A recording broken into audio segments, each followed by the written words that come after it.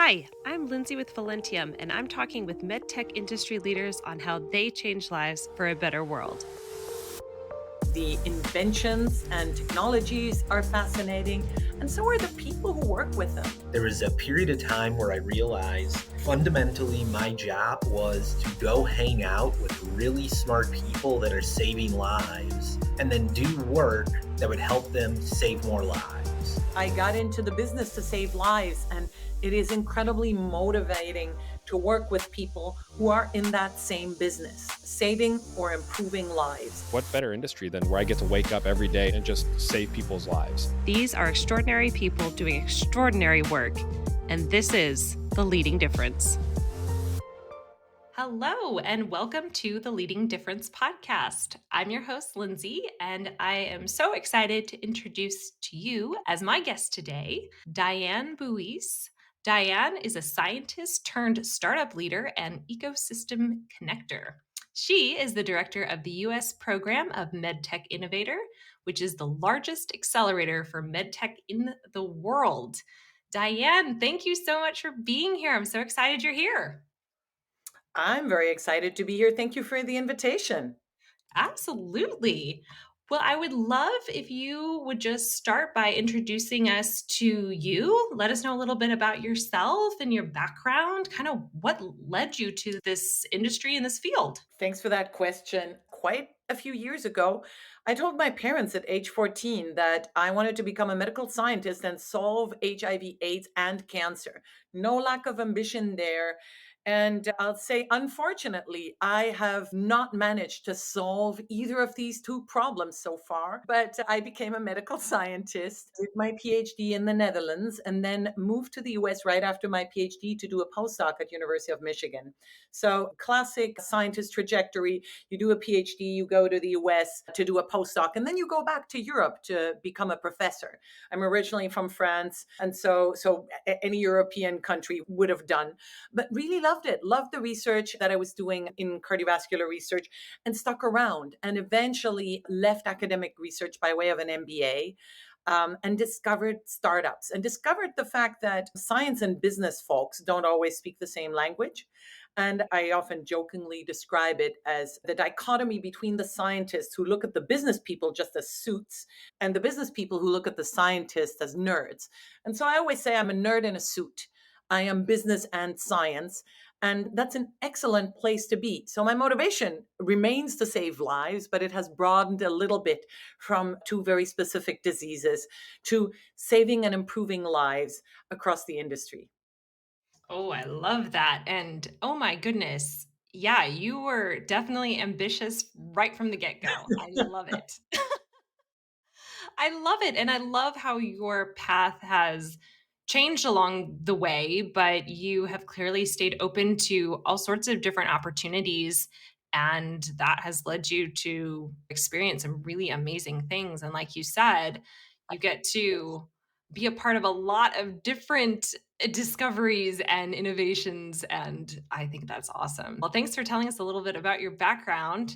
I'm curious what you do now and how has that all come about? So I'll take a step back and tell you a little bit about MedTech Innovator. And I appreciate that you mentioned in your introduction, we're the largest accelerator for MedTech in the world. And MedTech Innovator has been around for a decade. I am rather new into my job. I'm less than a year with the organization. So I don't really have merit in building this fantastic organization. However, we run an accelerator program between the month of June and October. But taking that a step back to really where we are and what we do, we work with startups in medtech, and we define that as medical devices and healthcare IT. And we work with startups in medtech between the seed stage and the Series C. So that's a very broad swath. I would say our cohorts are roughly split in two between the earlier stages, so seed and Series A, and the later stages B and C. And we work closely with our strategic partners. MedTech Innovator is a nonprofit. And so we're not asking for equity. We're not asking folks to relocate. We are really the conduit to great partners and mentors. and that is with great names in the industry, and as well as investors. Basically, we connect you to people who can help you get to the next level. That's what an accelerator does, and we do it uniquely in MedTech. And so I run the US program, that is the largest one, the flagship one. But I'd be remiss if I didn't mention the other two programs. We have an Asia Pacific program that Sakina Tan runs out of Singapore. And we have a biotools program that Ayelet Marom runs. She's also in LA. And so, specifically, biotools and MedTech Innovator, we're in the same geography. We are working very closely together as we're recruiting startups. Biotools is adjacent, and between the two programs, sometimes the applications overlap. MedTech is anything that impacts patients, whereas a biotools application could be a startup that is in research tools or that is in platform technologies for personalized medicine. So those are the three programs. That's really where we play. And I personally run the US program, which means finding great startups, soliciting applications from great startups, and then facilitating some of the review. We have fantastic partners and reviewers and judges, as well as then creating the program that really helps those companies accelerate. Thank you so much for that background because that does provide a lot of context for our conversation and obviously for the amazing work that MedTech Innovator does. And I can personally say from having attended just one event last year that included some of the MTI companies that are part of this experience. Oh my goodness. I mean, it was so inspiring to hear from these inventors who are coming up with just amazing, life changing devices. And wow, those stories must inspire you every day.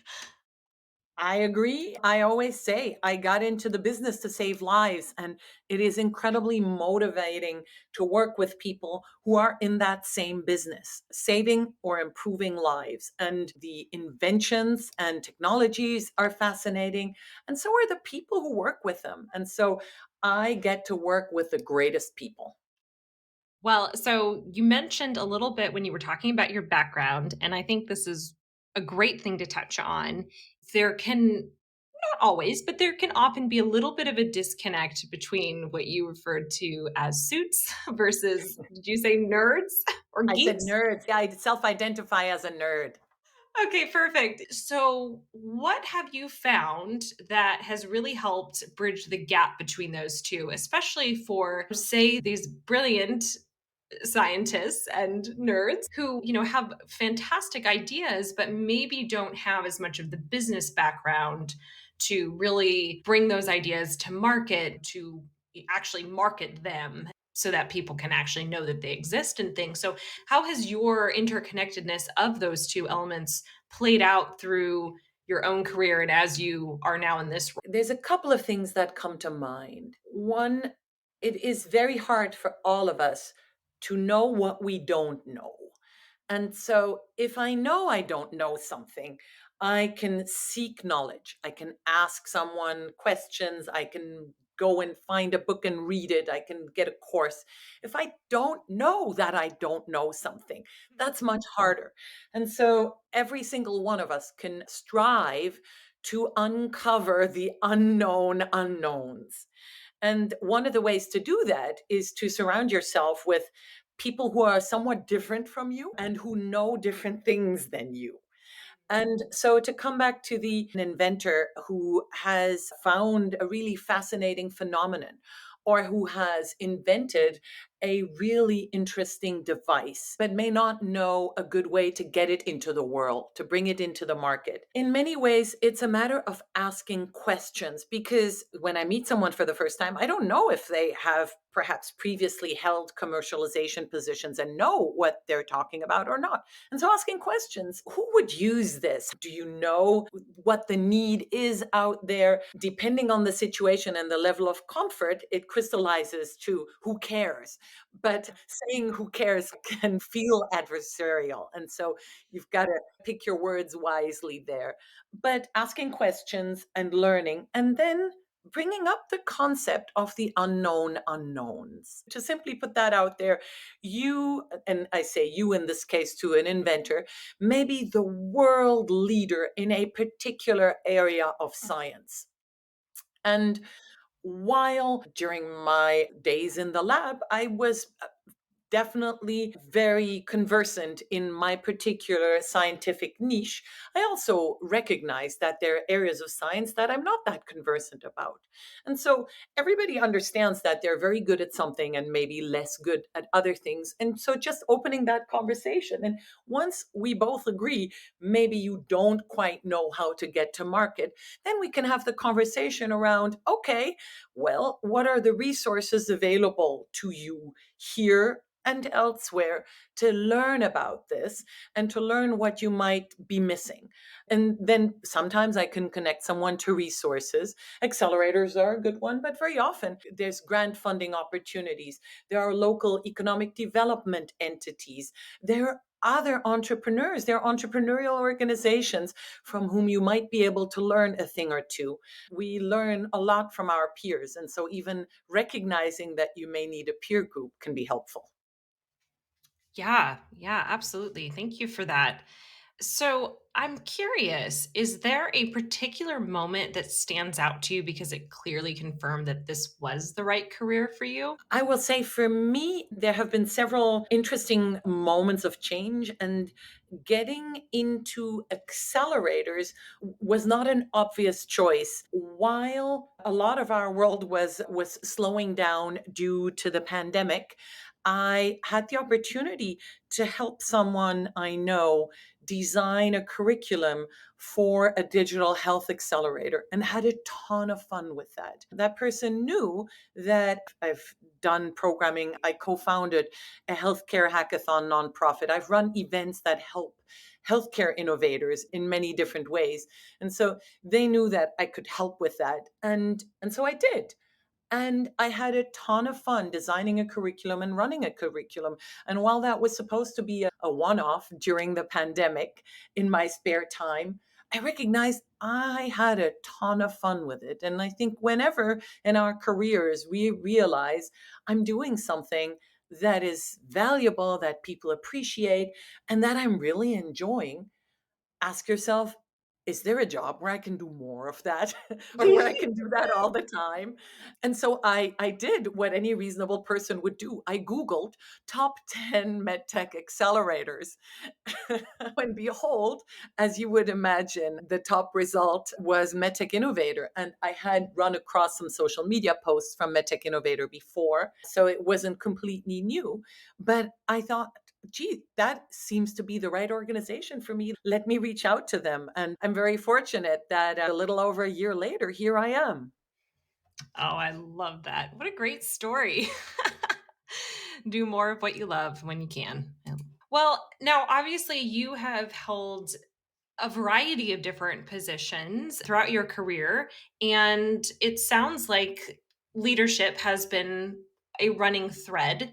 And so I'm curious, how would you define leadership, or what does leadership mean to you? I would say leadership is defining a shared goal and aligning oneself and one's actions to it, which then in turn also means aligning a team towards those goals. And so when the goals are very clear, we can all move in unison towards them. A friend of mine once said, just hire great people and get out of the way. And I think that is correct, but that only works if you have a great shared vision where everybody intuitively knows we're all moving in this direction. Therefore, this is the correct action, even if I don't have the opportunity to ask you for direct feedback. And so give a lot of feedback in the beginning and then align to that shared vision that we're all pursuing. So to summarize, set a shared vision and then go after it together. Oh, I love that. Very good. Yeah, and then would be your best piece of advice for someone who maybe is early on in their career or is looking for the next step or whatnot? then they're interested in obtaining a leadership role within the medtech industry. What would you say to someone who might be wanting to do that? The advice I always give to my mentees is, of course, get your name out there.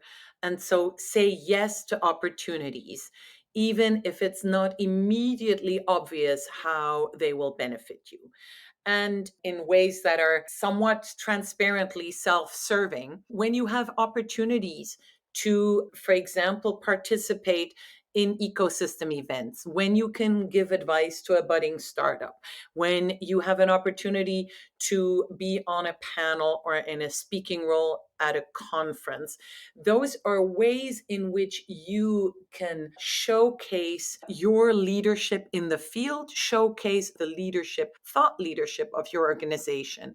That's one of the ways a rising manager, a rising person in our industry really can get out there. I would also highly recommend joining professional organizations and joining a committee. It is about giving back to the industry, but it is also about the other members of that committee. We are at the same time a large industry as well as an industry small enough where you will encounter people again, maybe not next year, but maybe 2, 3, 5 years from now. And so be a good citizen and involve yourself in things that are directly useful to you professionally, as well as not immediately useful to you, but perhaps useful to others. It's a great practice to grow oneself, but it's also leading by example for the people you work with. Just because telling people to do something is one, doing it is the other. People will observe what you do and what you prioritize and will make similar choices. I love that. So being a model, even if you're not yet in that position, but you are modeling the kinds of behavior that a good leader would want to exude anyway. So you can start doing that no matter what your job title is or where you are in your career. Would agree, especially with the complexities in the medtech industry. Nobody knows everything, and we sometimes don't know what other people know. And so, speaking up when you have knowledge that could benefit someone is really helpful. I consider that, as I still mentor scientists leaving academia, I consider that one of the biggest differences between academia and the business world. In academia, you only speak up when you truly know. In the business world, nobody has time for that, to wait until the last person might have gotten enough data to make a call. And so, if you know something, speak up. There's opportunity to be heard. And if you have something to contribute, it would be a mistake to not contribute it. Together, we can truly make a bigger difference than individually. Yes, I love that advice. And I'm curious because you've mentioned you don't know what you don't know, adopting kind of a growth mindset and your own continuous learning and growing as a person. And I'm curious, as a leader, how do you prioritize your own learning and growing? While I was still a scientist and contemplating getting an MBA, a friend of mine who had walked that path from PhD to MBA before suggested spending 10 to 20% of one's time on personal growth. And personal growth is sometimes giving back to the ecosystem. So sometimes that's giving somebody else career advice, but also spending time reading something that is not directly pertinent to your work. And so it can be a newsletter from a different industry. It can be a scientific article. It can be a book. Often, concepts from other industries can really help. And so, making sure that you take the time to grow yourself beyond just the ability to make interesting small talk at the next conference, but really thinking about what the future looks like, the future of our industry, but your personal future and the world can lead to choices of books, of courses, of where is the world going to be in 10 years and where do I want to be in 10 years? And the answers to those questions should lead to a couple of steps to do every week, every month to keep growing.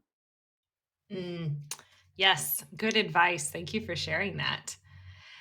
So, for fun, Imagine someone were to offer you $1 million to teach a master class on anything you want. Doesn't have to be in your industry. It absolutely could be if you'd like. What would you choose to teach and why? I think I would enjoy designing a master class in switching.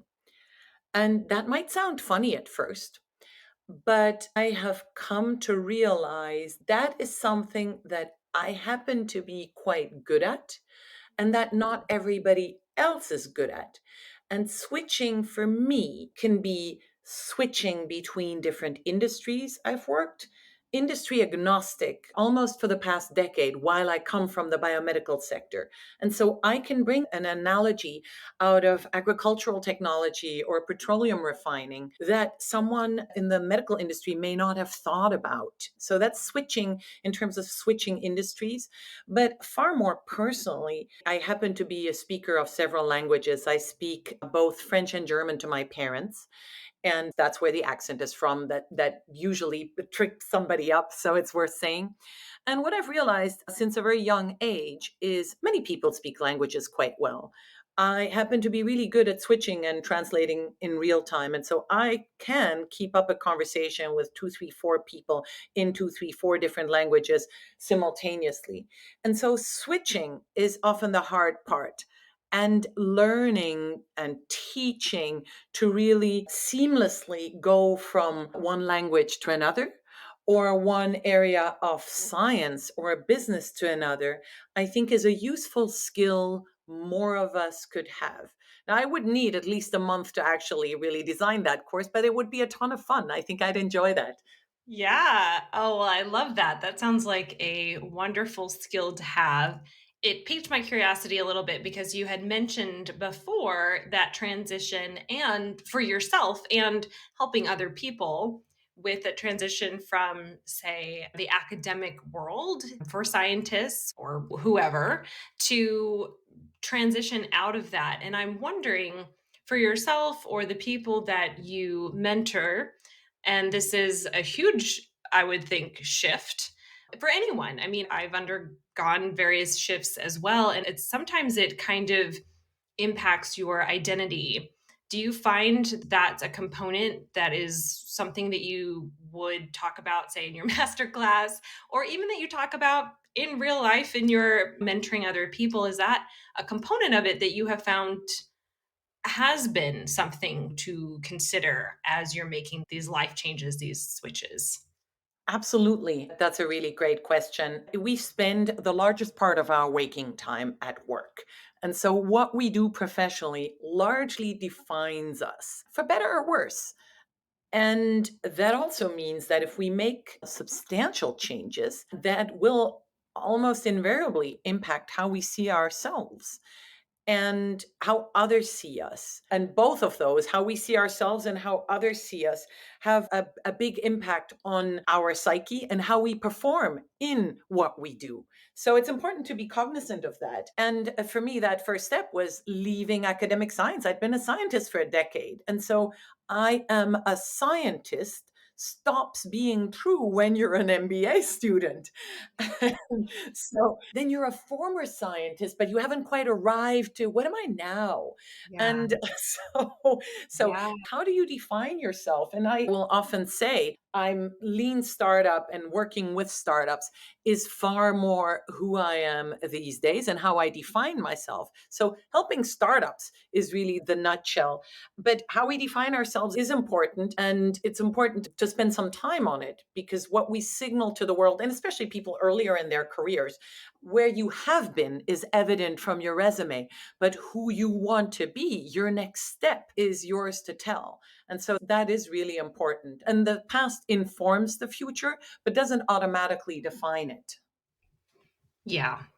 Yeah, absolutely. I think that's a subject that is not talked about a lot, but it is so important because it's a huge component of making those switches and being able to make those switches effectively in terms of how you see yourself and like you said how others see you. It does play a role. And so it's nice to have honest conversations about that and let's think through that. Let's work through that. Thank you for sharing that. What is the one thing you wish to be remembered for after you leave this world? I would say probably for caring. I care deeply.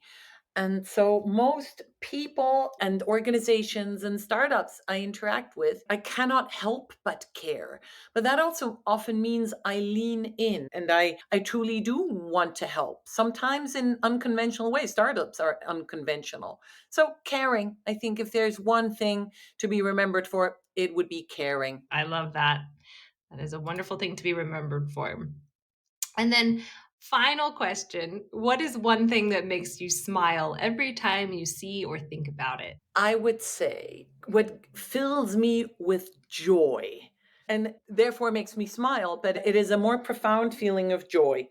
It is good people coming out of the woodwork when asked. That is the very definition of community. Somebody needs help and asks, and the community comes to the rescue. I am part of a number of local communities. Obviously, with MedTech Innovator, for example, we just had a call earlier today with the 2022 cohort. So those are folks, most of them I haven't seen since October. And about 25 or so of the startups, of the 50 startups that went through the cohort, showed up just for updates. But then there's always someone who has a question, as in, hey, have you heard of this conference? Hey, do you know someone who can help with this? Hey, do you know about this?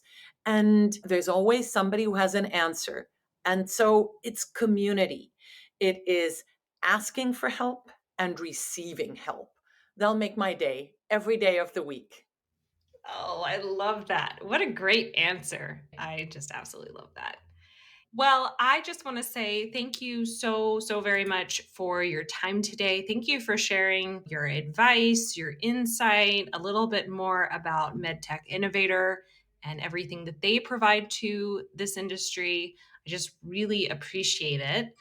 We are very honored to be making a donation on your behalf as a thank you for your time today to Save the Children, which works to end the cycle of poverty by ensuring communities have the resources to provide children with a healthy, educational, and safe environment. That was Diane's choice of an organization to support. And I just want to say thank you so very much for doing that, Diane. And we just wish you continued success as you work to change lives for a better world. So thank you again so much for being here today. Thank you very much for having me. Of course. And thank you also to our listeners for tuning in. And if you're feeling as inspired as I am right now, I'd love it if you'd share this episode with a colleague or two. And we will catch you next time. The Leading Difference podcast is brought to you by Velentium. Velentium is a contract design and manufacturing firm specializing in the development, production, and post-market support of diagnostic and therapeutic active medical devices, including implantables and wearables for neuromodulation and other Class III indications.